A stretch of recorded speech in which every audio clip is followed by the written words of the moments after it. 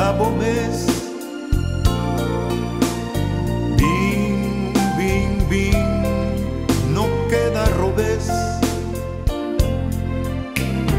Bing, bing, bing, bang, serán capes. Bing, bing, bing, palo llora después. Banden hofi, banden kunuku, bang ribatera, bang forma cadena, banden comercio, banden gobierno, bang, bang, bang. Gerard Gelukjes, op het grote minister van Jongerenbrengen die hier zitten. Mijn naam is Raymond Labat, ik ben voorzitter van de MAAP. MAAP staat voor de Beweging ter Bevordering van de Antilliaanse en Arubaanse Participatie.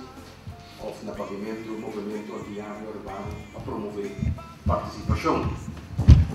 Aan mijn rechterhand zit Maurice Fontylles. Maurice Fontylles is sinds eergisteren voorzitter van TOPA, Team Ondersteuning Participatie Antillianen.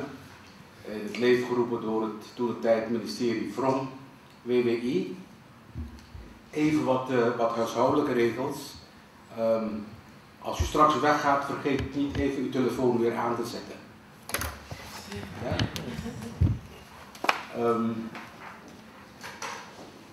Wat? Ik wil even aangeven dat het onmogelijk is met de telefoon uit te zetten, omdat ik bereikbaarheid zou zetten. Oké, prima.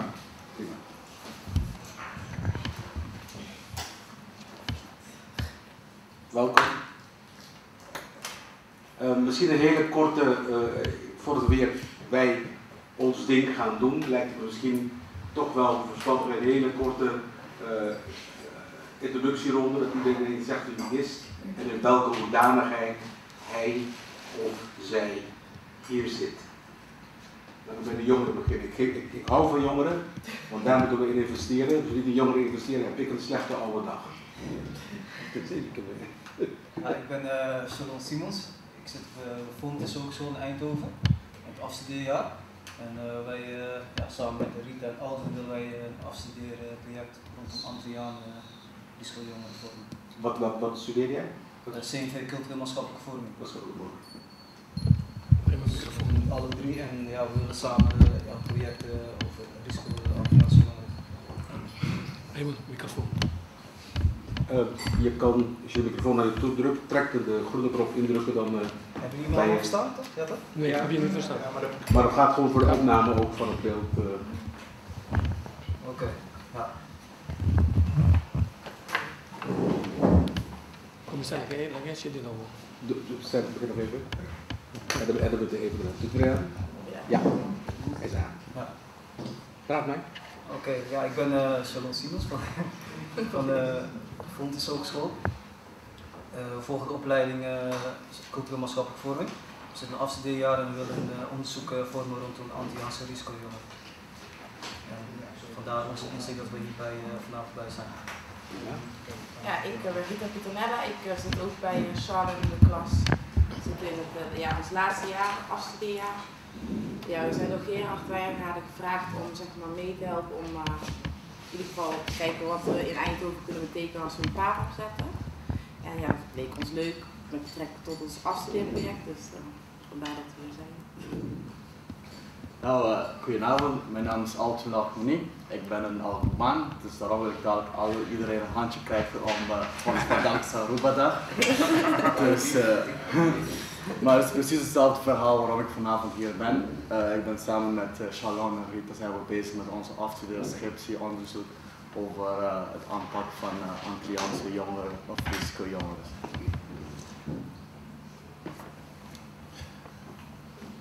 Ja, mijn naam is Gerard Wijngaarden en ik probeer het beraad een beetje leven in te blazen hier in Eindhoven. Dus kort maar krachtig. Ik ben Mieke Ann Pitonella. Ik ben werkzaam tot 1 juni bij de Fontes Sociale Studies. Mijn man was Antilliaan en ik heb veel affiniteit met de Antilliaanse gemeenschap. Ik zit ook in het bestuur van Botafogo, de Antilliaanse voetbalclub. En ik krijg straks heel veel tijd, want ik ga naar prepensioen, dus het kan iets betekenen misschien. Goedenavond, mijn naam is Norisa Ho. Ik ben hier voor de eerste keer, het is mijn eerste uitnodiging en zit ik bij de MAAP en de TOPA. Dus ik probeer ook iets te betekenen voor de Antilliaanse en Arubaanse groep. Ik ben zelf Arubaan, dus ik ben ook heel blij dat wij vandaag Aruba-dag kunnen vieren. En zondag is het in Leiden, dus helemaal mooi dat wij ook iets kunnen betekenen voor MAAP en TOPA.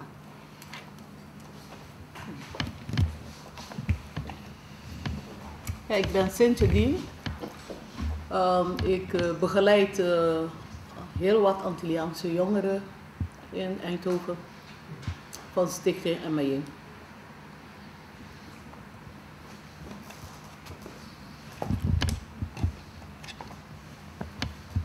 Goedenavond, mijn naam is Francis Leito. Misschien klinkt het een beetje bekend die naam, want ik was vroeger bestuurlid van de MAP geweest. Dus daardoor. Ik ben benaderd door Gerard Wijngaarder om te proberen de stichting Beraad een beetje hand en voeten te geven. Bedankt. Mijn naam is Evelien Semper. Ik werk als ambulant hulpverlener in de jeugdzorg. En daarnaast doe ik eigenlijk in mijn vrije tijd ook Antilliaanse studenten begeleiden. Of tegenwoordig studenten die uit Curaçao komen. En ik zit ook in het bestuur van Botafogo Futsal Team als secretaris. Goedenavond, mijn naam is Jarien Swies. Ik zit hier in de hoedanigheid van als penningmeester van de zaalvoetbalteam FC Botafogo. En ja, de zaalvoetbalteam staat voor een multiculturele samenzijn voor jongeren in Eindhoven. Ik ben Edson Albertus, ik ben Bonaireaan. Ik heb eigenlijk met de Antillianen vanuit verschillende functies bij GGZE hier in Eindhoven en maatschappelijk opvang ook hier in Eindhoven te maken gehad. Van dichtbij of van een afstand. Ik zit hier niet vanuit die hoedanigheid, maar vanuit mezelf. En ik wil vooral informatie opdoen om voor mezelf ook te bepalen of ik daarin iets zou kunnen betekenen. Mijn naam is Jacinto Zimmerman. Dat zijn die. Oh, oei. Ja, dat neemt toch op. Mijn naam is Jacinto. Even een paar uitzetten, die rode lampjes moeten uit, anders gaat hij aan niet aan. Hij is nou pas, hij moet steeds opwarmen. Goed. Mijn naam is Jacinto Zimmerman. Ik ben voorzitter van de Antilliaanse Arubaanse Vereniging in Eindhoven. Wij proberen door als vrijwillige organisatie een positieve bijdrage te leveren aan de samenleving van Eindhoven. Maar voor ons is heel belangrijk dat wij een basis kunnen creëren voor Antillianen en Arubanen om juist samen iets te kunnen ondernemen. En zo hebben we verschillende projecten, bijvoorbeeld Dansgroep 55-plussers, die om de 2 weken recreëren. We hebben 1 keer per jaar ook een grote culturele ontmoetingsdag in de wijk. Dus we proberen diverse activiteiten te organiseren om juist een positieve bijdrage te leveren. En voor onze mensen, maar ook voor de samenleving. En ik ben inderdaad ook vandaag benieuwd naar deze beraad om te kijken hoe ver ik een steentje kan bijdragen. Ook voor een positieve doel natuurlijk. Ja. Ja, en dat is groot, ja. Mijn naam is Renalo Chirino. Ik heb mijn eigen bedrijf waar ik eigenlijk coach en begeleiden doe op landelijk. En wat ik nu doe is meer ondersteunen op Nos Mundo, de stichting Nos Mundo van Jacinto. En ik ben ook benieuwd in de ontwikkeling van Eindhoven momenteel nog. Dat was het.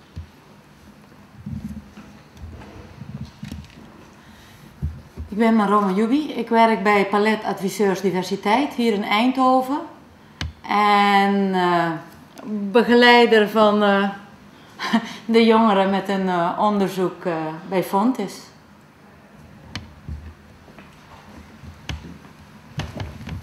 Bedankt. Maurice, jij zelf, ik heb gezegd wel wie je bent, maar misschien kan je zeggen in... Nou ja, goed, het is... Zo. Ja, mijn naam is Maurice Vertielis. Ik ben voorzitter van TOPA, zeer onlangs, voorheen vicevoorzitter. En ja, het team ondersteuning participatie Antillianen heeft tot doel om te proberen, daar waar nodig, gemeente, Antillianen en de Rijksoverheid in gesprek te brengen en mogelijkheden samen met de partner MAAP dus tot stand te brengen. Nou, het is zo dat wij als grote groep zijn begonnen in de tijd op initiatief of door initiatief van Ruben Severina en Jacques Veres. Er is toen op enig moment onder Rita Verdonk een commissie gecreëerd. We zijn toen benoemd als commissielid en we zijn toen meteen met een man of 13 begonnen.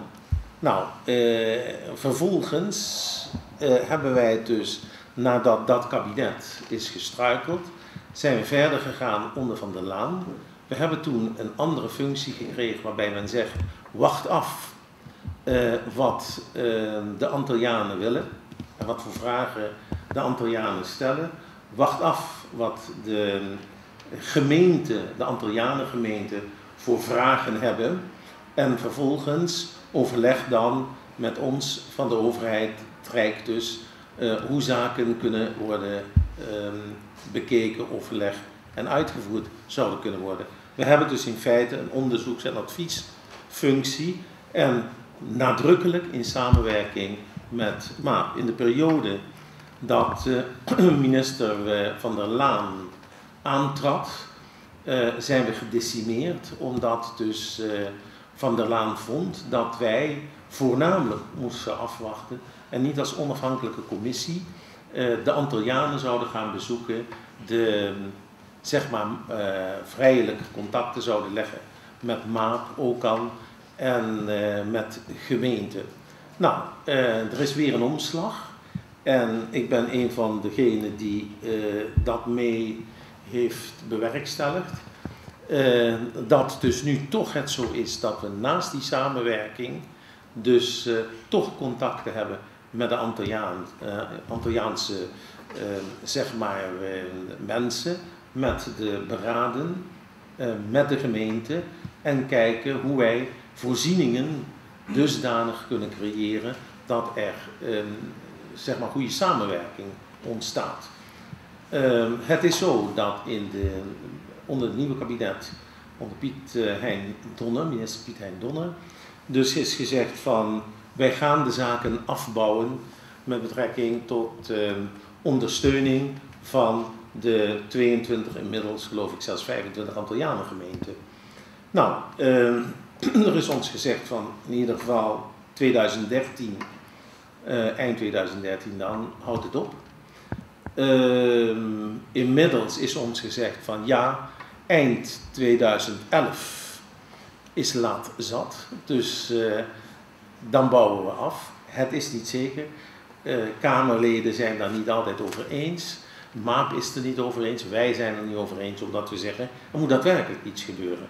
Nou, de centen die voorheen aan de gemeente werden gegeven op hun aanvraag, werden niet alleen gevraagd op basis van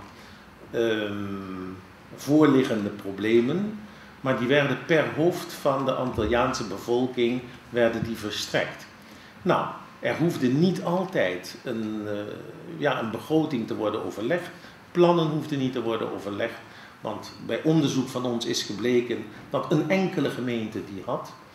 En vervolgens, als het ging, hoe ze de centen uitgaven, zeiden ze, wij hoeven ons eigenlijk niet te verantwoorden, wij doen dat aan de gemeenteraad. Nou, wij vinden dat het niet deugt. Als je gelden uitgeeft, dan moet je dat verantwoorden. Maar ja, als aan de ene kant de gemeente altijd geld hebben gevraagd, aan de andere kant het Rijk altijd geld heeft gegeven, we praten hier over zo'n dikke 20 jaar, en je vraagt geen verantwoording, met een leuk woord noemt men dat, nou, je moet het proces monitoren, werd niet gedaan, dan krijg je ellende. Dus nu zegt men, we gaan die centen niet meer geven. Er komt een nieuwe regeling, dat wil zeggen dat de Antillianen zeg maar binnen het reguliere hulpverleningstraject bij de reguliere instellingen moeten worden ondergebracht. Mooi gezegd, maar in hoeverre hebben de Antillianen daar vertrouwen in? In hoeverre hebben de Nederlandse instellingen voldoende know-how, kennis over de Antillianen en over de Antilliaanse zaak? Dus dat zijn zaken wat wij dus bij de minister hebben aangekaart. En we hebben dus de mogelijkheid gekregen om samen met de MAAP dus gemeenten hiervoor te interesseren, om samen met ons aan tafel te gaan zitten, om een adviescommissie sowieso, die de gemeente bij voortduring adviseert, samen te stellen, waaronder ook Antillianen, en samen met het beraad zeg maar het probleem te tackelen. Nou, dat is hetgeen wat men mij heeft gevraagd, omdat ik dat plan had gemaakt, heeft men mij gevraagd van, wil jij de kaart trekken? Ik heb dat dus beaamd en in die positie zit ik nu en ik praat met gegadigden voor functies en vervolgens samen met Raymond Labat gaan we met de gemeente kijken hoe wij de zaken kunnen inrichten, zodanig dat de Antillianen mede en zelf kunnen beslissen in het proces. Ja, ik kan iets vertellen over het feit welke signalen, etc., maar dat is in eerste instantie niet relevant. Wat wel relevant is, dat wij wel specifieke kennis hebben. Het zijn allemaal mensen die, zoals ik, ouder zijn, de meeste boven de 60, en die zeg maar goede kwalificatie hebben. De Antilliaanse gemeenschap of de meeste gemeenschappen kennen en daar vaker voor of in hebben gewerkt en die in de organisatie van TOPA zitten. Nou, het is de bedoeling gemeenten te ondersteunen, specifieke hulpverleningsinstanties, instellingen en veiligheidshuizen. Ja, met betrekking tot de ondersteuning ook kundige en deskundige Antillianen aan te stellen die binnen de gemeente dit werk op professionele wijze, maar ook op aansluitende wijze bij de Antilliaanse mentaliteit kunnen doen. De ondersteuning willen wij doen door zeg maar het instellen van een intergemeentelijke adviescommissie. En het Rijk ondersteunt ons in ieder geval vanuit of tot eind 2011. En wellicht is er daarna ook nog een mogelijkheid. En de Kamerleden, een aantal Kamerleden, die hebben dus ons ook toegezegd dat zij hier aandacht voor hebben. En zeker de Antilliaanse dame die Kamerlid is bij een van de partijen, die heeft ons hevig ondersteund. En ik denk dat we daardoor een wat betere toekomst in het Nederlandse tegemoet gaan. That's it. Wat zijn de beraden? Waar zitten wij hier voor? Ik beschouw u allemaal die hier zitten als een beraad in oprichting. Ik zal dadelijk vertellen wat er verwacht wordt van een beraad en hoe wij als organisatie MAAP opereren. MAAP voert het secretariaat van deze beraden. Nederland kent op dit moment een 22-tal Antillianengemeenten, waarvan er op dit moment 18 een beraad hebben, waarvan er op dit moment 2 beraden in oprichting zijn, waarvan Eindhoven 1 is, de andere is Vlissingen. Maar toch zijn er een 24-tal beraden in Nederland. Waarom? Omdat er ook gemeentes zijn die geen Antillianen gemeenten zijn, maar dan toch een beraad hebben.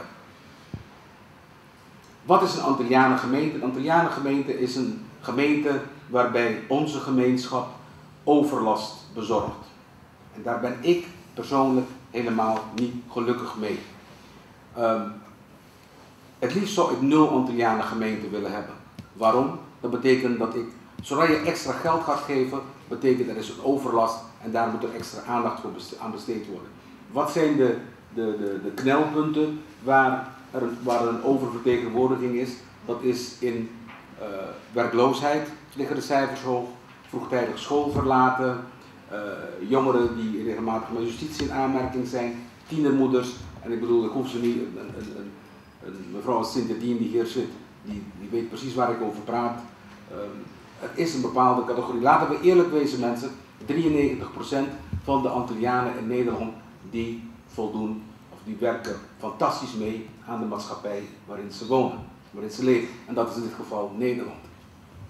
Er is een 7% die kansarm is en van de 7% is er een 3% die echt de hardcore is, die echt heel moeilijk en heel serieus.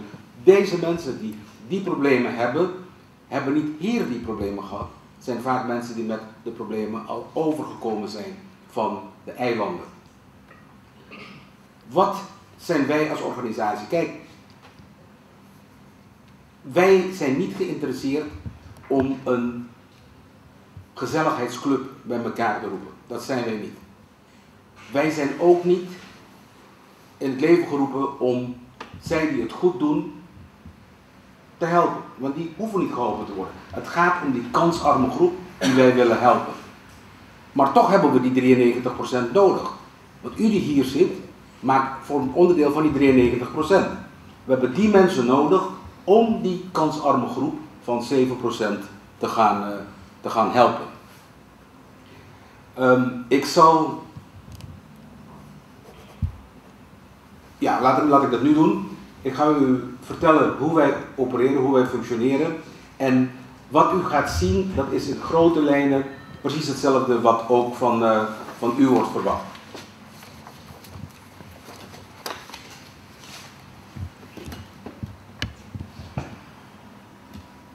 Nou, MAAP als organisatie, wat houdt dat in?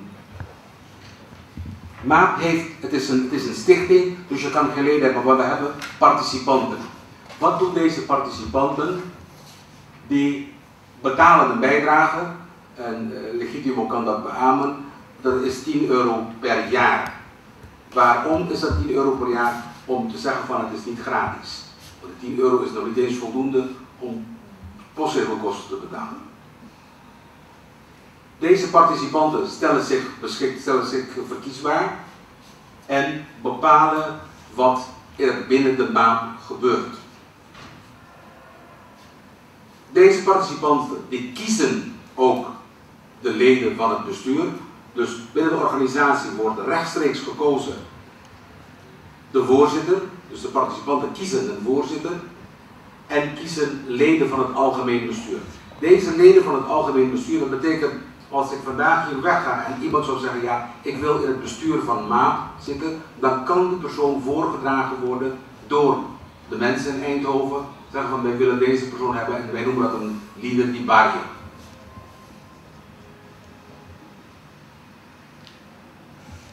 De voorzitter wordt rechtstreeks gekozen door de participanten.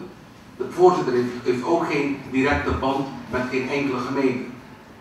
De voorzitter moet dus neutraal zijn.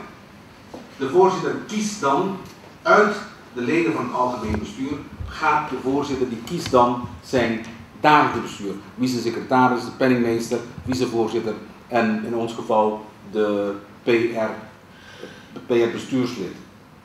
Nou, samen vormen zij de MAAP. Dan heb je, zoals jullie boven kunnen zien, dan rechtsboven, de verschillende beraden. Je hebt Tilburg, ik heb een paar opgenoemd, Capelle aan de IJssel, Eindhoven in oprichting. En deze zitten samen verenigd in een platform, wat wij het PAAP noemen, het Platform Antilliaanse en Arubaanse Beraden. En van deze beraden voert de MAAP het secretariaat. U zult dadelijk zien dat dat één van de dingen is die wij doen. We doen nog veel meer. De taken die wij hebben hoeven niet te verschillen. Het is juist een aanvulling op elkaar. Dus wat de MAAP doet op landelijk niveau, doet in principe een beraad ook op lokaal niveau. In dit geval per gemeente. Nou, waar houden wij ons mee bezig als organisatie? verkiezingen. Onze organisatie staat de beweging ter bevordering van de Antilliaanse en Arubaanse participatie. We zeggen altijd, je woont in Nederland, ik zit voor het scherm.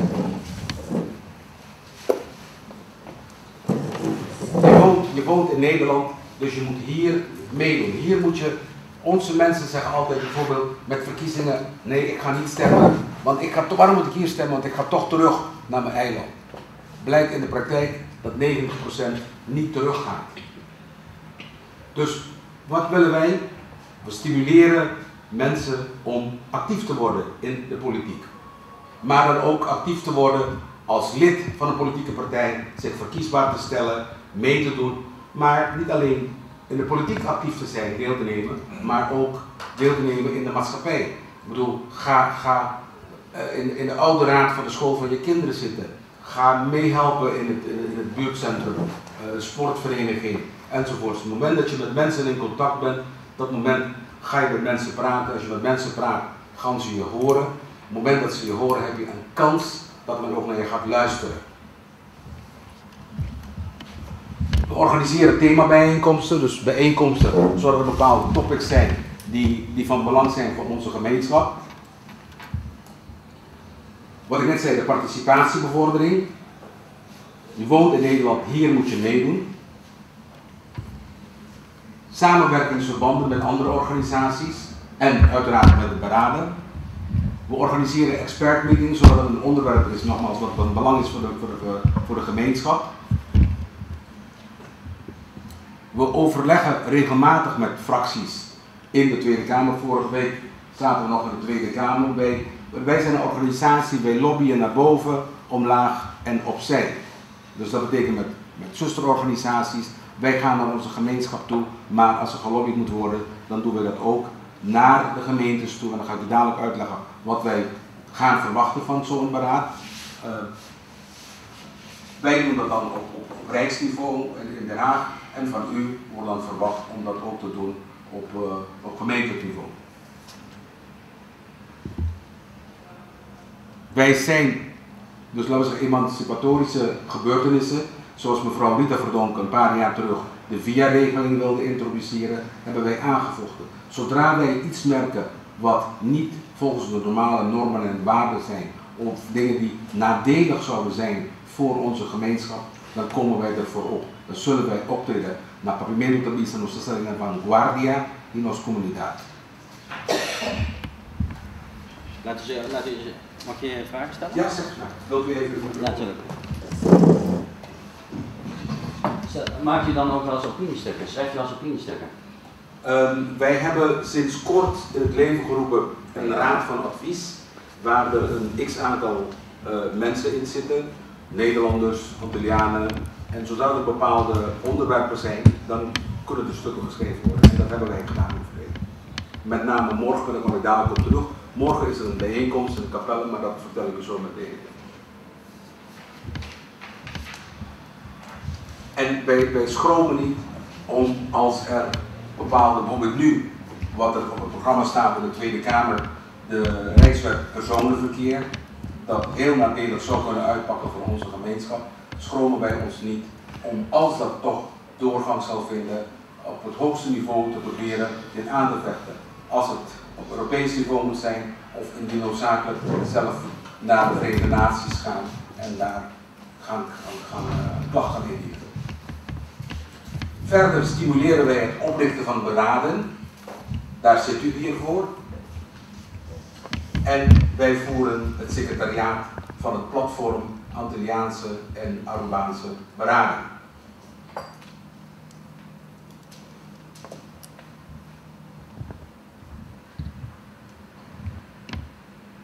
Ik zeg altijd, de Nederlandse media, u ziet, we worden opgenomen door NOS TV van Tico Vos, Tico Multimedia Production. Waarom doen wij dat? Wij vinden dat wij zelf het goede nieuws moeten brengen in de kamer van de woonkamers van de mensen. Ik zeg altijd, het slechte nieuws wordt door de Nederlandse media voldoende zelf gedaan. Daar zijn wij niet in geïnteresseerd. Het goede nieuws moeten wij brengen. Er is 93% van onze mensen doen het fantastisch. En dat mag ook gezien worden. Als u hier straks zit en u gaat positief te werk, dan mogen de mensen ook zien dat er mensen zijn die goed werk verrichten. En als we rolmodellen hebben, dan kunnen wij dat ook via NOS TV in de Kamer van de Mensen brengen. Wij zijn een gemeenschap, hoe gek het ook klinkt, wij zijn geen leesgemeenschap. We lezen niet graag. Kijk hoeveel boeken in papiermento geschreven zijn, maar wij lezen niet. Nos no gusta lezen. Nos gusta escuchar y vaak. Dus met het beeld in de Kamer van de Mensen bereik je veel meer. Wat zijn Antillianen gemeenten? Hier hebben we ze staan. Er waren een x-aantal Antillianen gemeenten. Het waren er 25 toen de tijd. 21 officieel en 4 die erbij aanhingen. Dat is toen het met het rapport van de Taskforce Antilliaanse Nederlanders. Maar per 2010 ziet het er zo uit. Zoals u ziet, er zijn een paar gemeentes die afgevallen zijn, die zich niet meer, zoals een voorbeeld is Arnhem. U ziet dat in de volgende lijst, in deze lijst, Arnhem er niet meer bij zit. Wat zegt Arnhem? Arnhem zegt, ik kan met mijn eigen middelen mijn probleem zelf oplossen. Waarom is het belangrijk waarom ik dat zeg? Er zijn gemeentes die geen grote problemen hebben met Antillianen, maar de problematiek gebruiken om extra gelden te krijgen vanuit Den Haag. En wat Maurice net vertelde, er komt geld uit Den Haag, maar ze hoeven geen verantwoording af te leggen wat ze met het geld doen. En daarom wordt het van heel belangrijk dat als er een beraad komt in Eindhoven, wat wij doen op landelijk niveau in de Tweede Kamer, te lobbyen. Kijk, als ik naar de minister stap en ik zeg ik wil graag antwoord hebben op mijn vragen, dan zegt de minister ja, dat hoeft het niet te geven. Dus wat doen wij? Wij gaan naar de Tweede Kamerleden en geven hun de vragenlijst. Laten zij de vragen stellen. Dan moet een minister verantwoording afleggen. Dan moet hij antwoorden geven. Hetzelfde gaat een beraad ook doen. Ik zeg altijd, zorg dat je goed bevriend bent met de meest kritische gemeenteraadsleden, het liefst die in de oppositie zitten. Want die kunnen vervelende vragen stellen aan de burgemeester en de wethouder van de BMW. En dan zijn ze verplicht om antwoord te geven. Meneer Rabat, mag ik iets vragen? Ja, natuurlijk. Je had over de map, zeg maar zo. Hebben jullie zelf een onderlinge afspraak met alle gemeentes dat jullie volgens bepaalde regelgeving met elkaar omgaat? Want ik neem aan dat u nou vertelt over de map, zeg maar. Je hebt daar een beraad in Eindhoven. Hoe verloopt dan de communicatie of de toegankelijkheid van de Eindhovense beraad richting gemeente? Dat gaat zien door, dat is een goede vraag. Jullie hebben op dit moment een voordeel. Laten we zeggen, ik ben nu 2,5 jaar dat ik voorzitter ben van de MAAP. Eindhoven was niet altijd een gemeente die open stond om een beraad te hebben. Wij hebben altijd gevochten dat er beraden komen. Want ik zeg altijd, als je gaat praten over een gemeenschap en gaat beslissen over een gemeenschap, dan moet je met die gemeenschap gaan praten. Tot voor kort hebben jullie hier een wethouder zitten die van een gemeente komt waar er heel goed werk gedaan is en goed samengewerkt is met het beraad. En dan praat ik over wethouder Leni Scholten. Zij... Wat zegt u? Ja, Leni Scholten was wethouder jarenlang in Nijmegen en daar heeft ze heel close gewerkt met Solaan, het beraad van Nijmegen. En met die ervaring en de resultaten die ze daar geboekt hebben, zegt zij ook van er moet ook zo een structuur komen in Eindhoven. Wat kunnen wij eraan doen? Wij zullen alles in het werk stellen dat er een goede relatie, een goede communicatie komt tussen de gemeente en het beraad. Als beraad het beraad is dan de gesprekspartner namens de gemeenschap, een soort paraplu-organisatie, namens de gemeenschap, de gesprekspartner met het bestuur van die gemeente. In dit geval Eindhoven. Ja, maar dan zit het dan bij twee dilemma's aan. Want aan de ene kant zegt u, je sluit de goede voorbeelden uit. En juist degene die goede voorbeeld geeft, moet juist investeren om de anderen over de streep te trekken. Maar de gemeente zit zelf ook met de dilemma's van juist de goede voorbeelden om die te stimuleren. Dus dat is ook eigenlijk een soort de motivatie om te zeggen van een goed voorbeeld doet volgen, maar dat wordt juist niet gestimuleerd, maar uit een breder vlak en uit goede wil moet je juist de kwaaien over de streep ook trekken. Denkt u niet dat er daar ook een soort dilemma ontstaat? Nee, ik zou het niet zeggen. Ik zou het niet zeggen. Kijk, het is, ik weet dat bijvoorbeeld de gemeente Eindhoven nou heel wat middelen beschikbaar heeft gesteld om in de komende jaren zelfs het probleem aan te pakken. Wat ik net zei is, die 93% die het goed doet, die hebben we nodig om onze zwakkere broeders te helpen. Ja, maar je moet ze wel verenigen om dat niet te krijgen. En als je die wortel ook niet weet te conserveren, dan zijn ze toch niet sterk genoeg om de ander over de streep te trekken. Daar ben ik helemaal met je eens. Toevallig dat we een raadslid in ons midden. Je hebt je moeten voorstellen, hoor. Zou ik daar ik kom zo bij u om drie nieuwe gezichten. Dus zo meteen bijvoorbeeld wel een voorstellingsronde gedaan. Om te kijken wie u bent en in welke hoedanigheid u hier zit. Ben ik helemaal met je eens. Je moet samenwerken. Je moet samenwerken. Je moet je verenigen om kracht te bundelen. Je moet ook naar het bestuur van een gemeente toe een vuist kunnen maken van ja, kijk, wij zijn hier als eenheid. Kijk, mathematisch is 1 en 1 2. Als ik 1 en 1 optel, wiskundig of rekenkundig, is dat 2. Bij mensen is 1 en 1 altijd meer dan 2. Want het is wat jij kan, wat de ander kan en wat je ook nog eens een keer samen kunt. Ja? Dus door samen te bundelen zal je altijd meer kunnen doen. Ik moet toegeven, Jacinto, dat onze gemeenschap staat daar niet erg bekend om te bundelen, om vaak samen te willen werken. Maar ik moet zeggen dat ik in de 2,5 jaar dat ik voorzitter ben en ook woonachtig, ik woonde niet in Nederland, ik woonde op Curaçao. Wie dat in douche bieden, pensionaar. Toen ben ik toch naar Nederland gekomen voor een paar jaar. Om te kijken, het is mij toch meegevallen. Je hoort vaak negatievere berichten van ja, we willen niet samenwerken. Het is ook wel zo, maar het is mij meegevallen. Ik had erger verwacht. En ik zie bijvoorbeeld in gemeentes waar het niet wilde lukken, ik noem maar een buurtgemeente van u hierop, Tilburg, waar het niet wilde lukken om het beraad van de grond te krijgen. Er waren tegenwerkingen van alle kanten. We hebben daar bijna 1,5 jaar over gedaan. Nou zit er een fantastisch, heel krachtig beraad in Tilburg. We hebben heel hard voor moeten knokken. En ook de gemeente die zag bepaalde structuren niet. En er werd gelobbyd, constant praten, kijken wat de mogelijkheden zijn. En nu is er een beraad in Tilburg dat functioneert. En ik denk, en ik ben ervan overtuigd, met de mensen die hier aan tafel zitten en enkele van u hebben wij al eerder meegesproken. Cynthia zit al jaren in deze wereld. Legitimo heeft zelf in de beginjaren van de MAAP in het bestuur gezeten.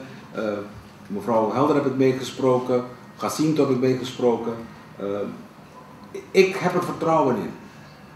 Ik zeg altijd, bekijk altijd een glas half vol. Bekijk het niet half leeg. En als er problemen zijn, probeer het altijd uit te praten met elkaar. Je zal nooit 2 mensen ontmoeten die hetzelfde zijn. Maar je zal altijd, die 2zelfde mensen zullen altijd bepaalde overeenkomsten hebben. The common grounds. We houden allebei van SAPI 1. Dat is al iets, we spreken allebei bij mensen. Je hebt al 2 dingen die gemeenschappelijk zijn. Je houdt van voetballen, je hebt 3 dingen. Anderen houden van baseball. Je hebt 4 dingen. Weet je, dus daar bedoel je, je zult altijd gemeenschappelijke gronden vinden om samen te kunnen werken. Laat me even doorgaan, dan kom ik zo meteen bij u. Als wij dus kijken, de beraden zo door het hele land. De beraden die staan in contact met elkaar. Morgen is er een bijeenkomst in Capelle aan de IJssel. Het platform Antilliaanse Arubaanse beraden komen minimaal 4 keer per jaar bijeen. Morgen is er een bijeenkomst in Capelle aan de IJssel. U bent van harte welkom als u wilt komen. Het begint om 10:30 en dat tot 4 uur, waar ook andere beraden van andere gemeentes aanwezig zullen zijn. We hebben meestal een topic waar we over hebben. Morgen zal het gaan over de dubbele agenda van Politiek Nederland.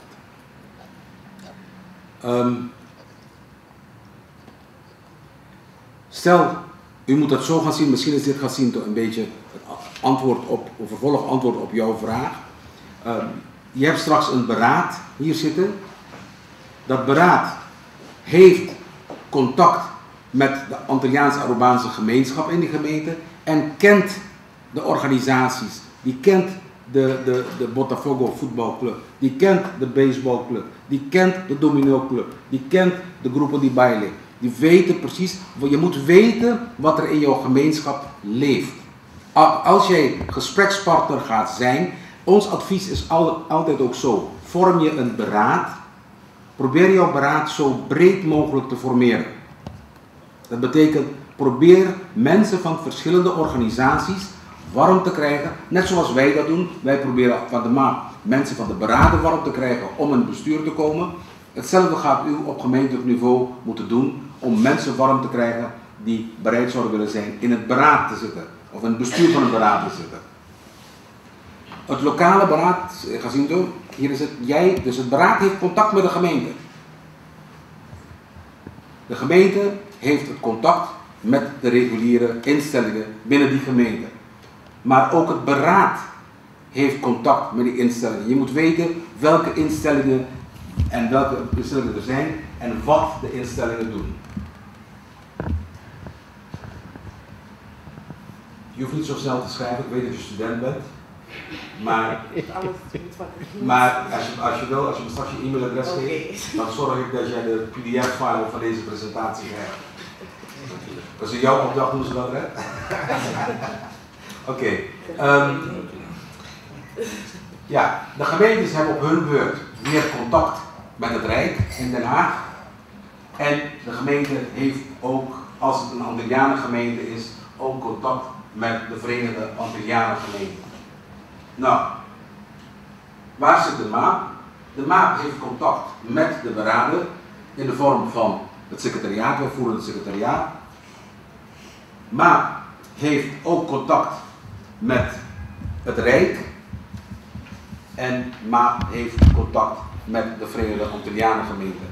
Dus wij zullen niet, mits het hoog noodzakelijk is, maar daar komt TOPA weer in beeld, als er problemen zijn tussen een beraad en de gemeente, dan wordt TOPA, is dat een taak die voor TOPA weggelegd is, om te gaan ondersteunen om daar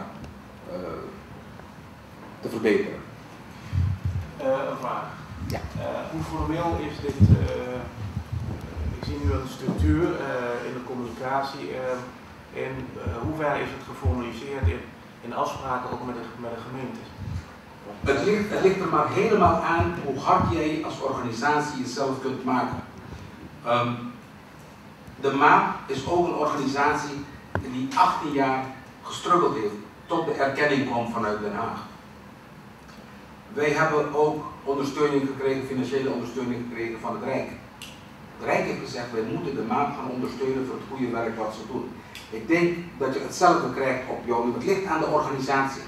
Als je een serieuze organisatie bent en jouw bestuur van jouw gemeente ziet het werk wat je doet en zij zien ook verbetering, dan zal de gemeente jou zeker als gelijkwaardige partner betrekken bij 1. Het opstellen van het beleid en het uitvoeren van het beleid. Maar nogmaals, het ligt helemaal aan de organisatie zelf. Ik moet zeggen, er zijn beraden in Nederland die heel erg goed doen en er zijn beraden die wat hulp kunnen gebruiken. Maar je zat in uw organigram, hè? Ja. zag ik ook niet een pijltje bijvoorbeeld, want je hebt ook organisaties die ook direct met de gemeente een lijn hebben, zo qua communicatie betreft, dat nou buiten de beraadregeling, dat moet dan vervormd worden. Nee, je hoeft, laten we zo zeggen, een beraad hoeft voor geen enkele organisatie een belemmering te zijn als zo'n organisatie reeds contacten onderhoudt met de gemeente. Dus het beraad komt niet in de plaats van het contact dat er is tussen een bestaande organisatie en de gemeente. Dus dat mag geen belemmering zijn. Ik denk juist sterker dat het een ondersteuning is, als je dat samen gaat doen. En daarom was ook mijn voorstel, probeer mensen van die organisaties in het bestuur te krijgen van het beraad. Waardoor je dan niet als één organisatie, maar weer als bundeling gaat en één vuist gaan maken richting de gemeente. Dat men ook ziet van, hé, het is niet die ene organisatie waarmee ik praat, maar het is de hele gemeenschap met wie ik aan het praten ben. Ja, maar dan kan misschien meneer Wiebeke daarop een antwoord geven. Want als we over gemeente praten, dan is daar ook weer een gemeentelijke structuur, zeg maar zo. Want normaal, als organisatie, als beraad, wat praat je mee? Praat je met de wethouder of ga je met de ambtenaar praten?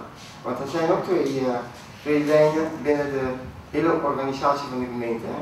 Als je met de gemeente praat, mijn voorstel is altijd, de gemeente is het bestuur. Je hebt dus bestuurlijke overleggen, je hebt daarnaast ook ambtelijke overleggen. En kijk, het is heel goed om de bestuurders te kennen, fantastisch. Maar het werk wordt uitgevoerd meestal door de ambtenaren. En je moet daar ook absoluut. Maar hier staat bijvoorbeeld de gemeente, als je hier ziet, de band met de gemeente is niet het bestuur van de gemeente, of niet de wethouder, of niet de burgemeester, maar de gemeente in zijn totaliteit.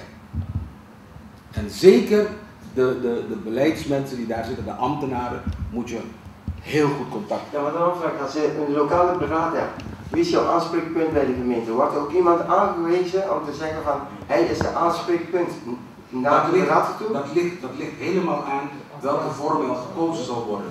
Er is niet één beraad in Nederland dat gelijk als een ander beraad werkt. Er zijn gemeentes waarvan men zegt, oké, die wethouder is het aanspreekpunt.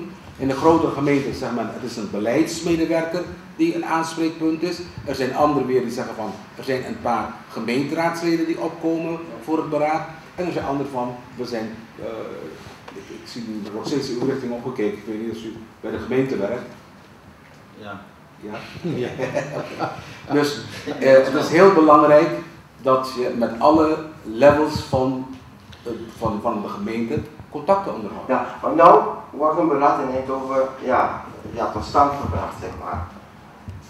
Gaat die beraad zelf dan kiezen met wie ze binnen de gemeente gaan praten?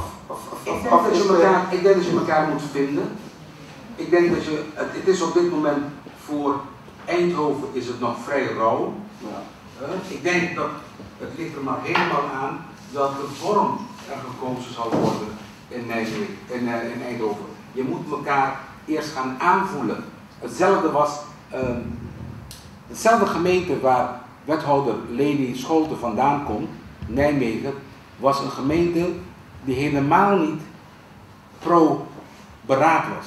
Het was de periode dat Truusje ter Horst burgemeester was van Nijmegen. Ze wilden het beraad niet zien. Toen kwamen de veranderingen, er werd een beraad opgericht, het werd een serieuze organisatie, er kwam een andere burgemeester, Leni Scholte was belast met het Antillianenbeleid. En je kreeg ineens een hele omslag, een hele omkeer. Echt van het ene extreem naar compleet het andere extreem. En nu ziet men dat er resultaten geboekt worden en dat zal niemand in de gemeente durven anders proberen te doen, dat zij anders zullen gaan aanpakken. Ik denk het niet. Maar nogmaals, het parlement zeggen ze etakuru ayin. Het ligt in welke vorm jullie eraan zouden willen geven. Dat ging eigenlijk in de richting van mijn vraag eigenlijk ook in. Het is een soort van groeimodel wat dat betreft. Absoluut. Ik was benieuwd, daarom mijn vraag, of het Ik bedoel, op het moment dat je kunt zeggen, we hebben een beraad opgericht, dan geld je ook als een erkende gesprekspartner voor de gemeente. Maar dat is dus niet zo vanzelfsprekend wat ik nu begrijp. Ja. Okay. Je gaat je plek moeten verdienen. Je gaat je plek moeten verdienen. En ik ben ervan overtuigd, en die ervaring kunnen wij zien in andere, die hebben wij in andere gemeentes, waar men ziet dat er echt heel serieus gewerkt wordt, dan doet men niets zonder het beraad zelfs bij te betrekken. Ik ken zelfs gemeenten die ik noem bijvoorbeeld Amsterdam, dat is er eentje van, Zwolle, dat is een andere van, die in vertrouwen documenten krijgen te zien voordat de documenten nog behandeld zullen worden. Dat betekent je hebt invloed als zo'n document, als zo'n een beleidsplan gemaakt wordt. En je kan ook, je bent bij betrokken bij het opstellen ervan en bij het uitvoeren en bij het bijsturen van zo'n beleid. Ik wilde heel kort even naar de 3 nieuwe gezichten die binnengekomen zijn. Wilt u zeggen wie u bent? Ik ben bij de gemeente werkt. Ja, nou ja, goed, ik ben volksvertegenwoordiger. Ik ben raadslid voor het CDA, ik ben Ibrahim Wijbega. En ja, het Antillianenbeleid, maar ook de Antillianen jongeren, die gaan mij aan het hart. Dus het is een onderwerp wat ik met mevrouw Leni Scholte ook heel veel bespreek. En waar ik ook heb gezien dat ze in Nijmegen goede resultaten hebben gedaan. Echt met lijsten met groen en rood, van rode trajecten die jongeren hebben op een of andere manier niet kunnen helpen. Groene trajecten juist wel, aan werk, aan school, noem maar op. Ja, wij proberen hier daar ook zo goed en zo kwaad mogelijk dat te implementeren. Ik zit in de oppositie voor het CDA. En misschien ook voor Jacinto is het ook wel heel erg belangrijk. Voordat ik raadslid was, zat ik bij het Marokkaanse platform Eindhoven. En het is toch wel heel erg belangrijk dat je je eigen mensen op de positie zet die bijvoorbeeld met een beleidsambtenaar praten, maar ook raadsleden kunnen beïnvloeden, maar ook bijvoorbeeld gewoon naar de wethouder of naar de burgemeester stappen. Het zij over beleid. Het zij ook dat je op een gegeven moment ook heel makkelijk contact hebt met diverse welzijnsorganisaties, etc. Dus het is, laten we zo zeggen, voor mij zou het heel erg goed zijn als ik die presentatie ook zo zie, van dat jullie ook die kans grijpen en dat jullie het ook willen doen. Dus dat Jacinto en een hele hoop andere mensen, ik hoorde mevrouw Dien, die naam, die komt mij ook heel goed bekend van, omdat ze veel met tienermoeders allemaal heeft gedaan. Er zijn allemaal aansprekende mensen die hier allemaal in Eindhoven al een spoor al hebben verdiend. En laten we zo zeggen, dat het uiteindelijk ook jullie ten goede moet komen en uiteindelijk ook jullie gemeenschap zelf. Kijk, we kunnen er natuurlijk over gaan discussiëren van vertegenwoordigt hij de Antilliaanse gemeenschap. Nou, die discussie hebben we ook binnen de Marokkaanse gemeenschap. Hè? Ja, wie vertegenwoordigt hij en allemaal heel moeilijk. Maar op een gegeven moment is het wel zoiets van een ambtenaar of ik ben niet geïnteresseerd in Jacinto, die zit in de kerk en die zit in het Arobaans theehuis en die vertegenwoordigt 300 man. Dat interesseert mij niet. Mij interesseert het gewoon dat de mensen, dat jullie ons voeding geven, want jullie kennen jullie gemeenschap veel beter dan dat ik dat kan. Dat jullie ons gaan voeden met van daar moeten we op inzetten. Wij zien deze trend bijvoorbeeld in Eindhoven. Of in Rotterdam hebben ze dit geprobeerd. Is valikant mislukt. Wethouder Scholte, kijk daar eens naar, ik zeg maar even iets. Daar kunnen we elkaar in versterken. En zoals u ook zegt, want ik heb zelf ook met Van der Laan gesproken. En ja, goed, een goed voorbeeld, jij zei het straks ook al, een goed voorbeeld doet goed volgen. Kijk, dan willen mensen echt wel boter bij de vis doen. En dan willen mensen ook, ondanks de bezuinigingen, preventief werken bespaart ook ontzettend veel geld. Als ik hoor, alleen al in Eindhoven, dan maak ik me echt zorgen en ik grijp me ook bij mijn hart, dat Antilliaanse jongens vaak, als ze gepakt worden, geladen lopen. Zoals ze zeggen, ik loop geladen. Dat zijn jongeren die gewoon pistolen op zak hebben. Dat zijn gewoon gevaarlijke lui. Ze doen het nou nog intern binnen de eigen kring. Maar het laat wel zien dat waar wij nog moeten groeien, laten we zeggen de Marokkaanse jongeren.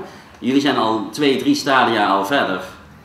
Met betrekking tot criminaliteit. Dus we hebben het over zware criminaliteit. Nou, dat zijn zaken die eigenlijk rechtstreeks onder de burgemeester vallen. Ik zou zeggen, steek je vinger omhoog en zeg burgemeester, wethouder, raadsleden. wij willen ook onze inspraak daarin. Wij kennen onze gemeenschap goed, wij weten wat werkt, wij weten wat niet werkt.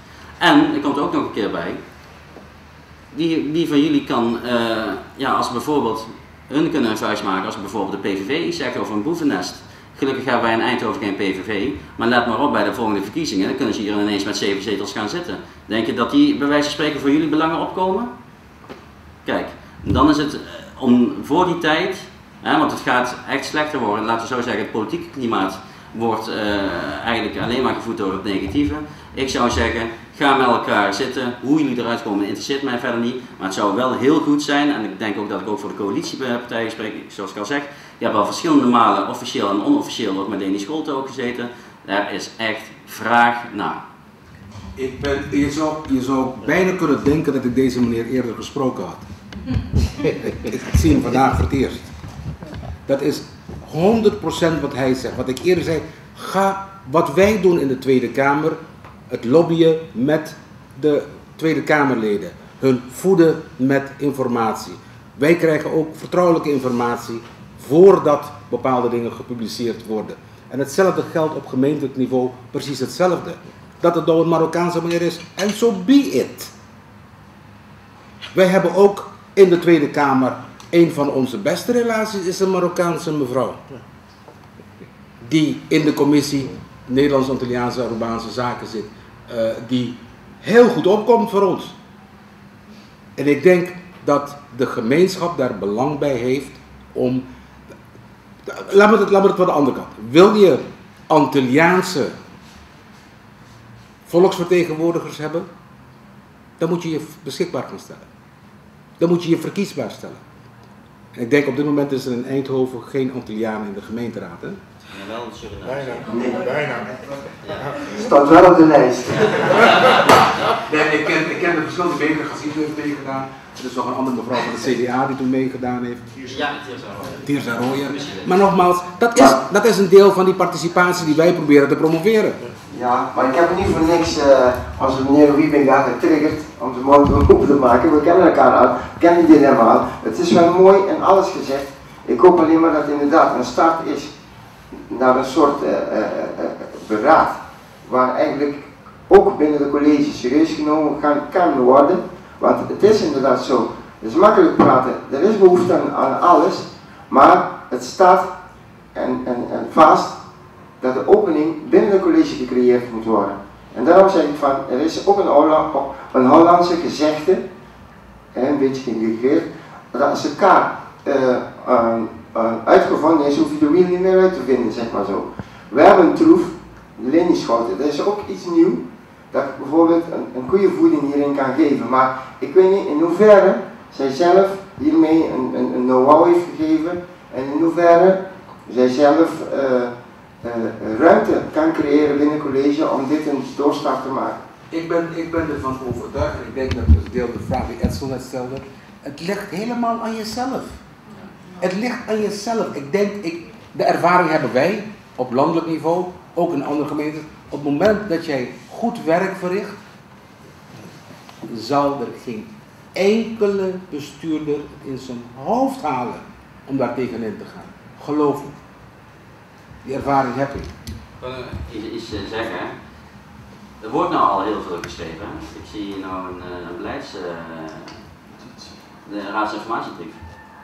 Daar wordt nou al heel veel ook geschreven. Er zijn al ambtenaren druk mee bezig. Er zijn welzijnsinstellingen mee bezig. Het leger er zelfs. Weet ik veel wie er nou verder nog allemaal mee bezig is. Een hele hoop mensen zijn er mee bezig. Ik zou zeggen, als ik ook die presentatie zie, pak die kans. Doe het. Marokkaans platform in Eindhoven is er ook. Je kunt er veel over zeggen, maar het is er wel. En dan is het wat er dus gebeurt als Ahmed binnenkomt. Dan is het niet zo van, ja hallo, ik ben Ahmed, ik wil met de burgemeester praten. Maar als Ahmed van het NPE is, dan moeten ze luisteren. Want zij vertegenwoordigen, dat is een officieel door de gemeente ingesteld adviesorgaan.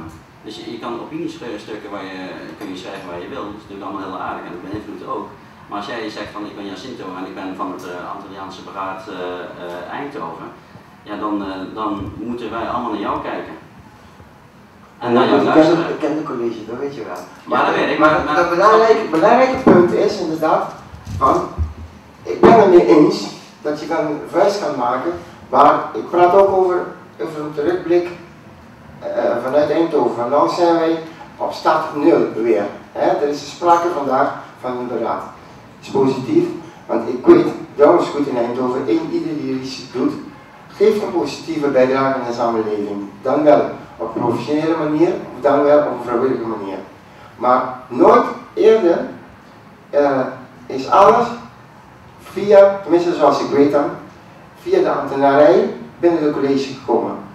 Dus dat zijn een paar keren die je stoute schoentje aan kan trekken om te zeggen van, je gaat naar de wethouder die sowieso al niet zoveel tijd heeft, maar ik vind wel dat ze zijn ingrediënten die vooraf gesproken moeten worden voor zo'n beraad van MAP, maak een ingang voor Eindhoven. En dan vind ik dan binnen zo'n gesprek dat er ook persoon via de college ook moet laten weten, dan is wel zwart op wit, of ze toegankelijk zijn om juist hier binnen de beraad officieel te kunnen maken. Eigenlijk een student. Maar eigenlijk heb ik ook hetzelfde verhaal wat hij heeft eigenlijk, om te kijken wat we allemaal kunnen betekenen voor Antilliaanse mensen. Prima.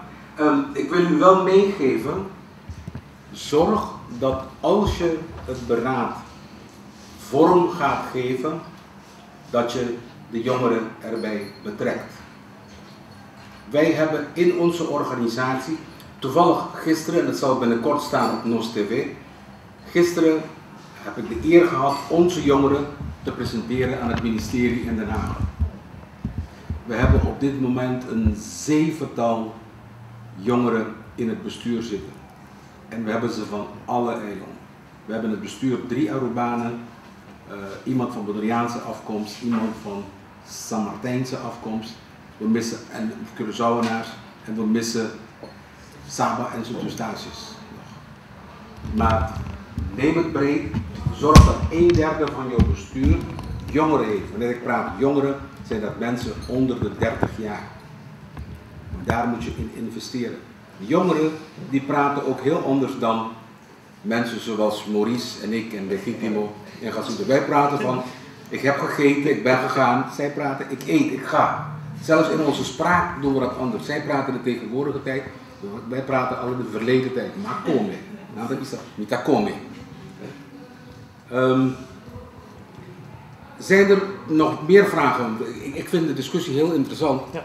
En ik ben zeer blij. Je zou bijna kunnen zeggen dat mensen zouden gaan denken dat wij een afspraak hebben gemaakt hier buiten voordat we binnenkwamen hier. Maar het is precies wat u zegt. In de praktijk is dat zo. Zorg dat je met je gemeenteraadsleden, dat is het lobbyen naar boven toe. Dat is uitermate belangrijk. Kijk, misschien ook maar een voorbeeldje. Ik kom net van Utrecht af. Hè. We hebben met de burgemeester gepraat, met de wethouder en een hele hoop verschillende Marokkaanse organisaties in Utrecht. Een dag ervoor zijn we in Amsterdam gegaan. Als we over deze problematiek praten, dan is het niet zo politiek gekleurd van die is van het CDA, die is van het PvdA of zo. Over het algemeen zijn het gewoon mensen die gewoon heel pragmatisch met elkaar willen werken van hey, wij hebben een probleem. Als ik bijvoorbeeld bij Leni Schotten ga, dan ik kom dan als CDA, maar we komen eigenlijk ook als 2 professionals die met elkaar zitten praten. En dan is het Je bent volksvertegenwoordiger. Precies, maar je bent niet volksvertegenwoordiger van de Marokkanen of volksvertegenwoordiger van de CDA. Nee, je bent volksvertegenwoordiger van iedereen die in die gemeente woont. Daarom is het ook, zoals ik al zeg, nou ik wil niet smeken, maar ik zou het van harte jullie aanbevelen om echt tot zoiets te komen. Want er is echt vraag naar. En zeker ook als jullie verbintenissen kunnen maken van de jongeren, van de jongens van de straat, waar we het echt over hebben, de klootzakken om het even zo te zeggen. De klootzakken die geladen rondlopen, om die nog perspectief te bieden. Dan denk ik, dan kunnen we uiteindelijk wel gaan praten over de huiswerkbegeleiding en over andere softe zaken en ouderbetrokkenheid en weet ik veel wat voor zaken. Tienermoeders denk ik natuurlijk wel wat serieuzer, maar goed. Dan komt dat allemaal wel op een rij. Nou is er een noodzaak, die is nou ook in Eindhoven, dat wordt ook erkend. Hè. Ik bedoel, er wordt heel veel geschreven door, mag ik zeggen, belangrijke ambtenaren. En het zou heel mooi zijn als jullie daar input in zouden kunnen geven en heel veel. Hartstikke fijn. Even kijken. Nog meer vragen? Kijk, nogmaals, laten wij 1 afspraak maken. En dan 1 ding afspreken. Zowat? de gemeenteraadsleden dat niet zijn. Begin.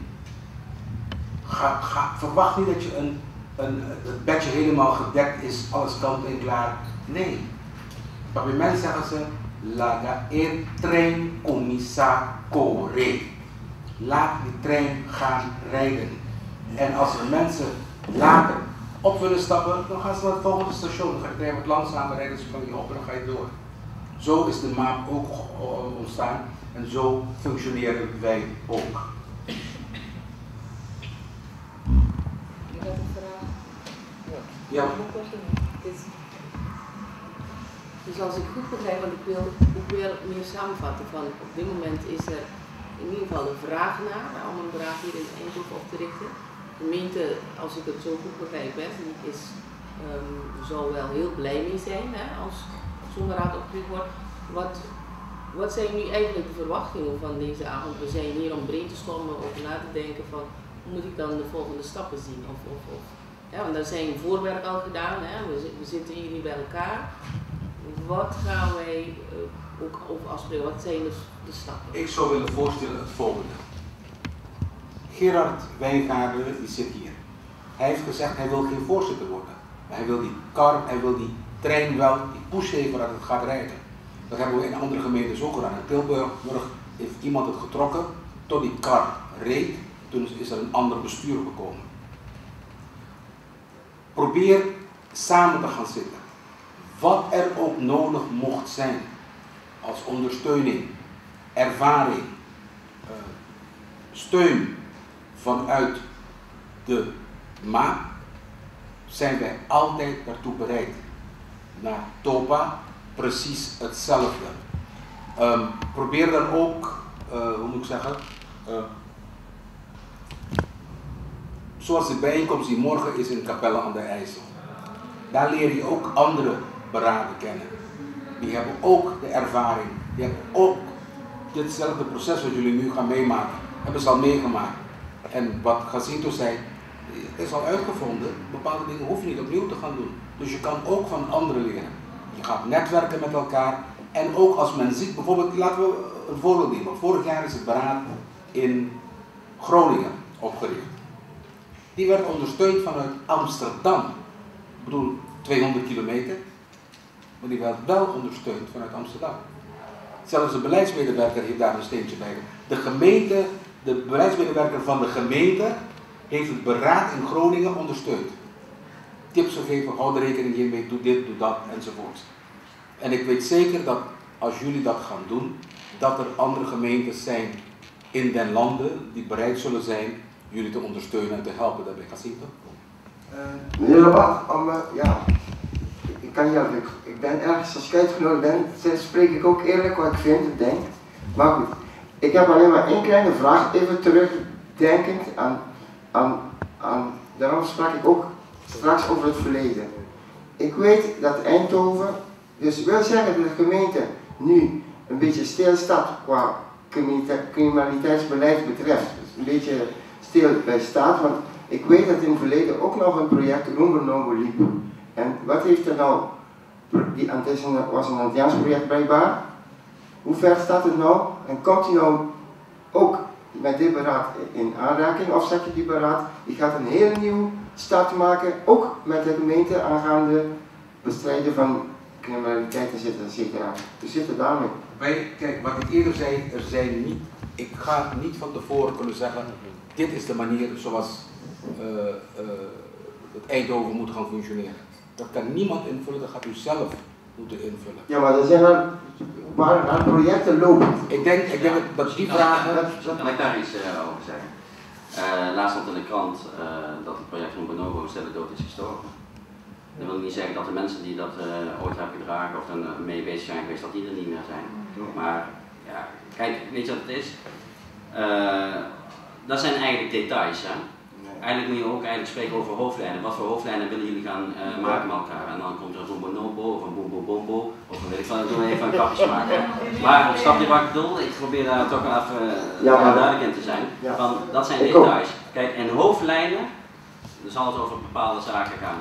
En uiteindelijk de uitwerking ervan, of uitkristalliseren of bekritiseren, daar zijn jullie dan voor. Ja, maar ik kom duidelijkheid, als je ergens staat... Rumbonovo bestaat niet meer. Die bestaat niet meer. Dus zullen we zeggen dat de gemeente nou geen enkele project heeft met Antilliaanse organisaties? Ik weet dat het leger er zelfs wat zaken heeft overgenomen van Rumbonovo of facetten daarvan. Volgens mij is aan het bloot hoofd dat de tienermoeders een doorstart krijgt, wat ook heel goed functioneerde, wat ik heb begrepen. En dat vast en verder, dat ook nog zijn doorgang krijgt of zo. Maar Rumbonovo aan zich als naam, ik weet niet als dat nog terug gaat komen of dat een herstart krijgt, maar wat de laatste stand van zaken is dat dat is afgesloten. Ja, dus we zeggen dat dadelijk ook kan zijn dat de gemeente zegt van de zaken die aanlopen, daar hoef je hier geen zorgen over te maken, maar daar staan andere dingen over. Hou zelf die vinger aan de pols. Ik ga ervan uit dat Antilliaanse Beraad zelf kijken en de mensen die Rumbonovo draaien of sterk en werk, ik zeg maar iets, of andere, de tienermoeders. Ga daar zelf met die mensen, met de praktijkmensen daarover praten. Wat hebben jullie nodig? Moet het nog beter? Moet het ermee stoppen?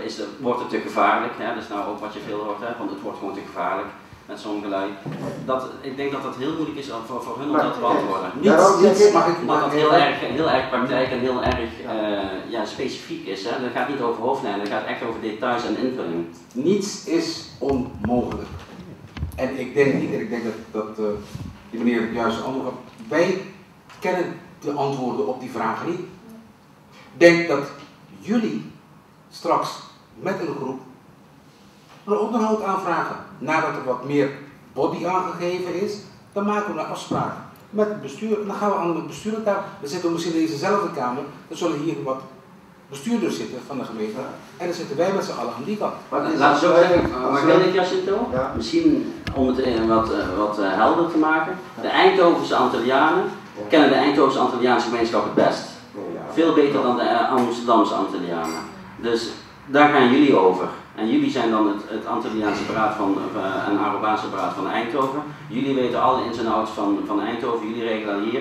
Als jullie op beleidsniveau dat nog tegenaan gaan, dan kunnen jullie nog bij hun zeggen. En dan kunnen hun naar de minister lopen of een boze brief schrijven naar de burgemeester. Nou ja, zo werkt het allemaal. Ja, maar dat moet duidelijk zijn, want ieder werk moet gerespecteerd worden natuurlijk. Maar je hoeft geen dubbel werk te doen. Daarom zeg ik van, ik vind persoonlijk een grote prioriteit dat dan die Eindhovense Antilliaanse communicatie in die kaart ook in samenwerking met de gemeente helder is. En dat is zo helder. Mag ik even tussenkomen, Jacinto?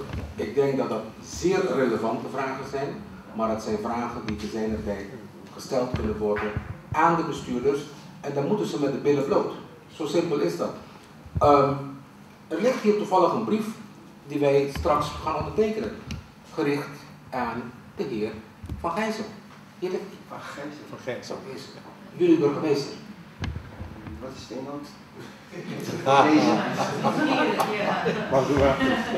Dit is, kijk, dus er gebeuren heel wat dingen achter de schermen die wij, laten we zo zeggen, er gebeurt heel wat voorbereidend werk voordat we hier met jullie we zouden nooit koeroe met jullie aan tafel gaan zitten hier. Er is heel wat voorbereidend werk al gedaan. Nou, laten we maar vanuit gaan dat wat ik zelf zeer positief vind en uniek, is dat de gemeente Eindhoven zeer wel bereid is om voor de Antilliaanse zaak hier het een en ander te doen. Het is echter zo dat vaak door gebrek aan kennis of door bepaalde voorkeuren men stappen onderneemt die dus waarvan wij zeggen van het is niet even verstandig. Als je mensen op een post hebt zitten die de zaak van binnenuit kennen, die dus gevoel hebben voor de Antilliaanse zaak, die bereid zijn de Antilliaanse zaak mee te supporteren, dan moet je die niet laten weghalen en nieuwe mensen er neerzetten die geen kennis van zaken hebben of die niet goed toegerust zijn. Wij willen een continu proces hebben met mensen die bezig zijn, die verstand van zaken hebben en die ervaring hebben. Dus daar gaat dit om. En ik vind het prematuur even om alle zaken te gaan voorlezen. Maar het is zo dat wij heel goed bezig zijn om de gemeente hier te verzoeken in ieder geval de zaken op de manier zoals ze zijn opgezet, of zoals ze opgezet zouden willen worden binnen de gemeenschap en binnen de gemeente, om die een reële kans te geven. En dan moet je dus niet met mensen meteen gaan schuiven, met ambtenaren gaan schuiven. Nee, je moet mensen de kans geven, en zeker mensen die toch behoorlijk wat hebben gedaan en waar behoorlijke ondersteuning naar de Antilliaanse zaak zijn, om die even weg te halen omdat die zo goed zijn en elders gebruikt kunnen worden. Want dan ga je dus weer de Antilliaanse zaak een tik geven. En dat is ook hetgene waarom ik in het begin zei, van mensen, het is heel belangrijk dat als jullie in een beraad willen of in een adviescommissie van de gemeente, doe het niet voor een paar maanden, doe het niet voor een jaar, maar kijk eens wat langer, doe eens wat langer mee. Het is een proces. En in dat proces leer je ook, zeg maar, functioneren. Dus, en geef jezelf die kans. En geef ook de gemeenschap en de gemeente de kans om dingen te ontwikkelen en dingen te leren. De minister, er werd ooit een opmerking gemaakt dat de Antilliaanse gemeenschap, Antilliaanse urbaanse gemeenschap, wisselt zo vaak. Dan is dat gezegd, dan komt dat gezegd, waarop ik als antwoord gaf. Op dat moment was ik 1,5 jaar voorzitter van de MAAP. Had ik al 3 ministers meegemaakt. Ik kwam binnen. Het was Ella Vogelaar. Ella weg. Eberhard van der Laan kwam binnen. De coalitie gleed uit. Van Middelkoop kwam daar te zitten. Dus ik had binnen 1,5 jaar 3 ministers. Ik had binnen datzelfde 1,5 jaar 3 verschillende Antillianen beleiden meegemaakt. Ik kwam binnen, toen had je nog het bestuurlijk arrangement Antilliaanse risicojongeren. 2009 was het overgangsjaar. En 2010 begon het nieuw Antillianenbeleid. Toen zei de desbetreffende persoon tegen me, ja, maar de ambtenaren die zijn wel constant op de departementen, op de ministeries. Ik zeg, oh ja? Zal ik alle 7 namen voor je opnoemen die ik het afgelopen 1,5 jaar heb meegemaakt? Dus ook daar is er continu verandering. Maar wat Maurice zei, als jij als Antilliaan, als Arubaan dat oppakt, laat het geen eendagsvlinder zijn. Pak het, doe het. Ik als voorzitter van de MAAP heb daar ontzettend veel bevrediging, ontzettend veel tevredenheid uit het werk wat ik uit ik kreeg van de week een uitnodiging om te gaan praten met een groep, met een van de zwaarste gangs van Amsterdam. Ik noem geen naam. Red weet precies over wie ik het heb. Maar men vraagt mij om te komen praten. Toen zei ik tegen ze, nou laat ik een daasje spontaan. Pas een treintje daasje die een show daarmee. En toen ik wegging, toen ik met 2 van die lui gesproken had, toen zeiden ze met hun street, love, wat je doet.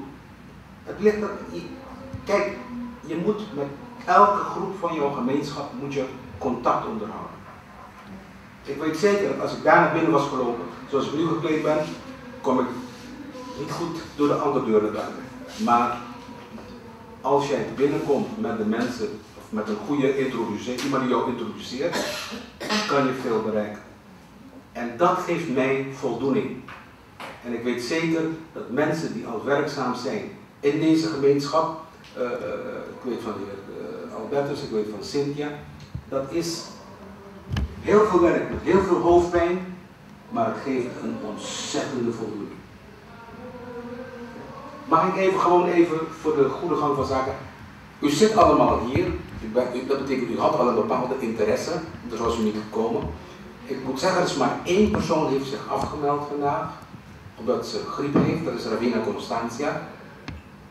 Want ze zei dat de voorzitter hier aanwezig zou zijn. Welke organisatie is dat? Dat is Jacinto zelf. Dus, maar dat betekent, voor de mensen die we uitgenodigd hebben, is maar 1 persoon die gekomen en ik zie zoveel andere gezichten. Wie van u wil verder gaan dan deze avond?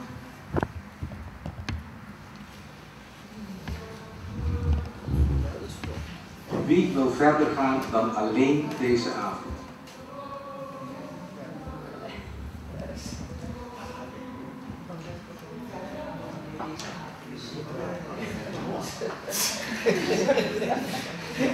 Ik moet zeggen, ik zie alle handen. Ja, met één aantekening bij mij, ik woon niet in Eindhoven. Dat maakt niet uit. Okay.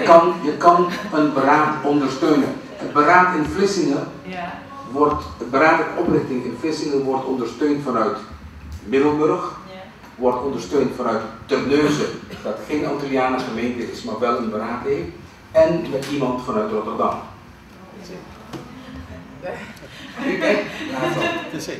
Nou, dat is voor mij dat is heel fijn. Dat doet me erg goed. Dat betekent dat we Maurice niet voor iets gekomen zijn naar Eindhoven. Het is zeker. Maurice is ook iemand die ik kom zo bij. Die ook het hoge kader van de politiekorpsen in Nederland opleidingen heeft gegeven. Van Den Helder tot overal. Tot Maastricht. Maastricht. Ja, het is grappig om een Antilliaan met een zachte G te horen praten. Mevrouw. Ik had gewoon een vraag over de presentatie. Ik had een vraag over de presentatie. Daarnet zag ik 8 Antilliaanse gemeenten staan, 11 projectgemeenten en 6 programgemeenten. Ja, of programmagemeenten. Wat is het verschil of wat betekent?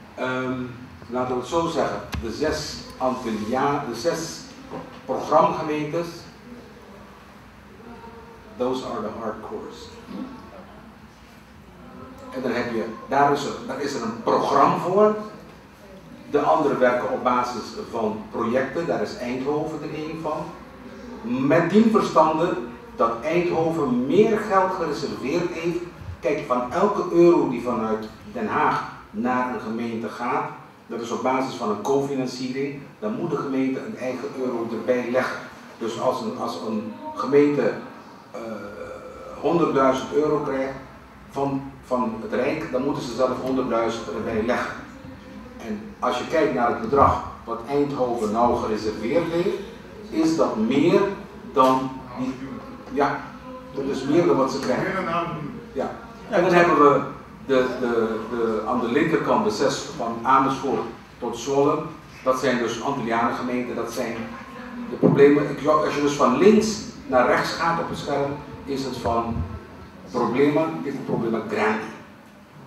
Daar zitten ook, daar wonen meer Rotterdam, 20.000 Antillianen wonen. En met name kansarmere Antillianen. Dat zijn de 2 nieuwkomelingen. Als je dus kijkt naar het vorige scherm, daar zie je dat er 21 Antillianen gemeenten waren en 4 die erbij hingen, Spijkenisse, Hellevoetsluis, Hoorn en Alkmaar. Je ziet een bepaalde groei, zoals plaatsen als Spijkenisse, die zich in de voortuin van gemeenten zoals Rotterdam. Als Rotterdam uit gaat groeien, je ziet Dordrecht is er helemaal volgegroeid, dan heb je Schiedam erbij en Vlaardingen en dan gaat men verder. Je ziet ook nog wel een groei in de gemeente Delft bijvoorbeeld. Nou, als je kijkt naar het volgende schermpje, zie je dan Hellevoetsluis en Spijkenisse. Dat zijn dus er is 1 gemeente, het waren 21. Daar is eentje vanaf gegaan, dat was Arnhem. Dat zijn er 20 geworden en er zijn die 2 blauwe bijgekomen. En dat brengt het totaal dus op 22 Antillianen gemeenten. Meneer Labat, die bedragen, hoe worden ze bepaald? Wordt het per Antilliaanse inwoner bepaald of hoe wordt het bepaald? Onder andere. Er is een sleutelverdeling waar gekeken wordt uiteraard naar een aantal mensen van Antilliaans-Arubaanse afkomst. Daarnaast wordt er ook gekeken naar de problemen van de gemeente. Dus ik noem maar een voorbeeld. Er zijn gemeentes, kijk bijvoorbeeld Utrecht, heeft ontzettend veel Antillianen. Maar Utrecht kent niet de problemen van dat. Ik ken problemen met de Marokkaanse jongeren, maar niet met de andere, want de meeste Antillianen zijn studenten die daar wonen. Dus het is niet alleen het aantal Antillianen, want dan zou Utrecht ook in aanmerking moeten komen. Dus het is een sleutelverdeling, er wordt gekeken, problemen en aantallen. En het bedrag wordt besteed aan professionele krachten om juist de criminelen te kunnen begeleiden. Nee. Het geld wordt gebruikt ter ondersteuning van de gemeenschap. Het is niet zo specifiek voor de criminelen. Dat is de oververtegenwoordiging die er is. vroegtijdig schoolverlaters. Dat zijn geen criminelen. Dus wat moet er gedaan worden? Wat gaan we investeren in jeugd? Om te zorgen dat ze geen drop-outs worden, niet op straat terechtkomen en geen vreemde dingen gaan doen. Ja, ik snap het wel. Ik bedoel, de werkzaamheden worden dan door professionele krachten uitgevoerd. En dat zijn juist die bedragen voor.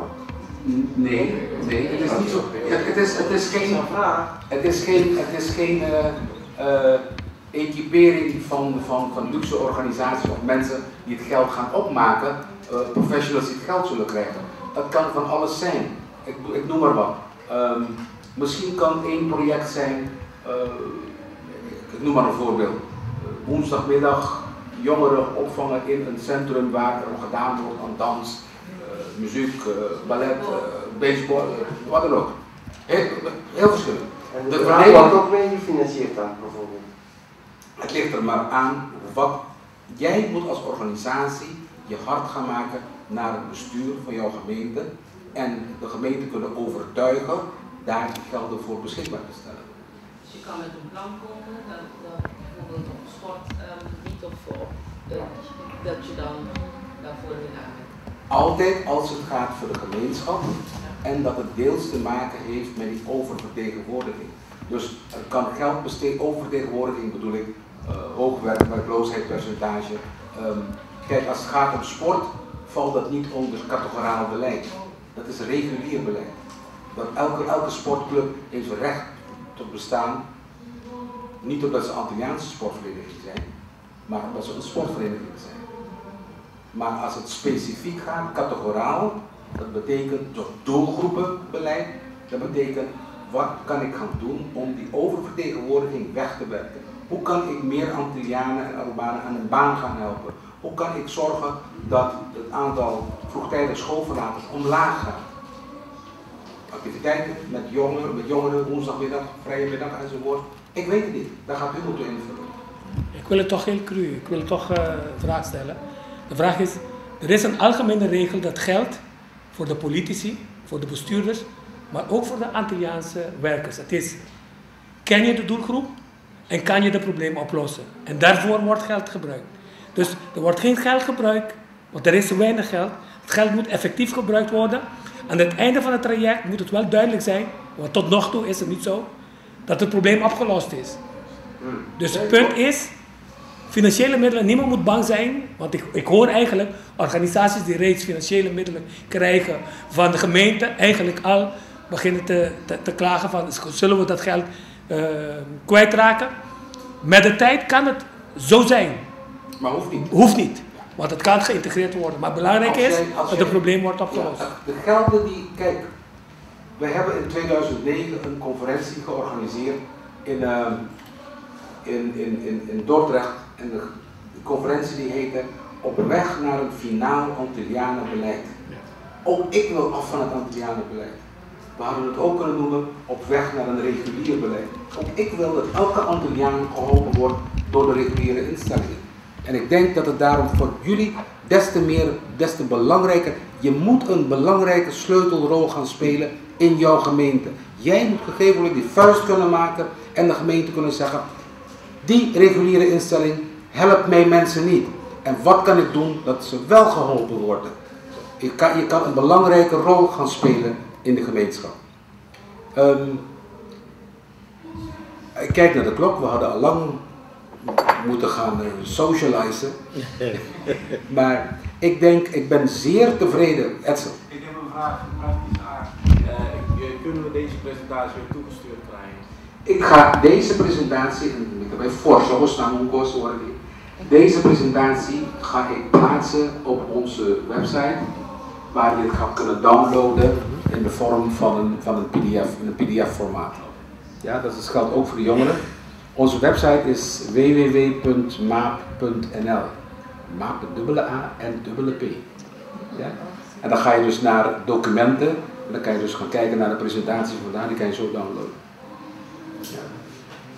Als er vragen zijn, ook als je bij ons gaat kijken, ga kijken op onze website, bij het bestuur. Dan ga je zien de gezichten van de mensen die in het bestuur zitten. En op elke foto van het bestuur waarop je klikt, ik weet niet of ze hier internet op zit, ik denk het niet hè.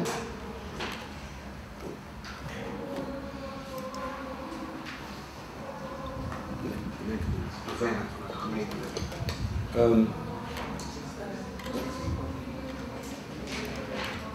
Ja, ik denk dat als jij bij ons bestuur gaat kijken, dan krijg je kan in contact treden met alle bestuursleden bij ons. Dan krijg je een visitekaartje, gaat dan ook. Kijk, mevrouw heeft haar huiswerk goed gedaan. Ook bij ons van ons jongeren. Zoals ze gisteren hebben voorgesteld aan het ministerie, daar ben ik super trots. Nou ja, goed. Ik denk dat het heel belangrijk is dat we zeggen inderdaad dat de groepen interesse hebben en belangstelling, dat wij op een moment. Maar aan de andere kant is het niet verkeerd om ook een signaal namens ons over te brengen van dat wij ook een luisterende oor willen. Absoluut. Ik zag mijn collega naast mij steeds wat puntjes op papier zetten en je kunt ervan op aan dat wij bepaalde punten die hier vanavond besproken zijn, richting de gemeente zullen brengen. Maurice? Ja. Wat ik wil zeggen is dat wij hier zitten, ligt deels natuurlijk aan jullie, maar ook deels aan de gemeente, die zich dus in zeer positieve zin heeft uitgelaten over deze initiatieven. En dan hebben we iemand die dat nog gefaciliteerd heeft, Gerard Wijngaarden. Dus ik bedoel, kijk, we hebben de wind mee en we moeten nu, zeg maar, gaan oogsten. En wij zullen samen met de gemeente gaan praten en op zeer korte termijn jullie laten weten. En wij rapporteren dus niet alleen, wij zullen niet alleen rapporteren of verslag uitbrengen naar de gemeente toe, ook het Rijk in Den Haag hoort van al onze activiteiten. Dus ook daar geven wij de informatie in welke fase een beraad en oprichting zich bevindt. Gerard? Ik denk wat ik wel nog eventjes zeggen, en dat is echt uit de grond van mijn hart, laten we naar de toekomst kijken en niet meer naar het verleden. Mag ik als econoom de volgende opmerking maken? Dat heeft deels te maken met wat Gerard zegt. Het verleden neem dit van me mee. Het verleden kunnen wij niet veranderen. Dat is een economische crisis, die is er. We kunnen het niet veranderen, het is een feit. Maar je moet het verleden begrijpen om aan die toekomst te kunnen werken. En dat wil ik u meegeven. En wat ik altijd ook zeg aan groepen. Dream big. Dream big. But take it one step at a time. En er kunnen geen... Er is één van mijn favoriete... Ik heb het verleden ook gastcolleges gegeven aan de Fontys Hogeschool. En dat doe ik regelmatig nu op andere hogescholen ook. Er is één lied wat ik altijd meegeef. Ik heb hem toevallig niet bij me, maar dat is een liedje van There Ain't No Mountain High Enough. Zing het a cappella. Wat zeg je? Zing het a cappella. There ain't no, dat is van Diana Ross. There ain't no mountain high enough. But if you're gonna work on that mountain, zorg dat je geen rotsen laat liggen op jouw pad. Want het zijn jouw kinderen die morgen over die rotsen zullen struikelen. En probeer jezelf altijd te vinden in een ander, zonder uit jezelf te treden. Dat wil ik jullie meegeven. Social networking, social media is zo belangrijk. Als je informatie hebt, ga naar onze website, ga op de bestuursfoto's, klik op de gezichten, daar staat mijn e-mailadres. Stuur een bericht naar me toe en ik zal het naar de desbetreffende bestuurslid sturen waar Eindhoven onder valt. Want ze hebben allemaal portefeuilles en je hebt dus een direct contactpersoon binnen het bestuur zitten. En zij zullen jou helpen en als er vragen zijn, zullen we die vragen houden. Het is niet altijd dat we direct een antwoord hebben, maar we zullen altijd proberen jou een antwoord te geven. De mensen die interesse hebben, kunnen een zoontje krijgen, dan kun je echt zien op wat voor bedragen de gemeente praat als het gaat over Antilliaanse jongeren. De 40 Antilliaanse jongeren waar ze iets voor gaan betekenen. Mensen, dan wil ik u heel hartelijk bedanken voor jullie aanwezigheid. Ik ben ervan overtuigd dat het wat gaat worden. Er zit genoeg ervaring hier in de Kamer. En dat wij dus over een poosje weer samenkomen kunnen gaan werken aan het echt installeren van het beraad in Eindhoven. Jona Mashimashi Danki, was op jullie zijn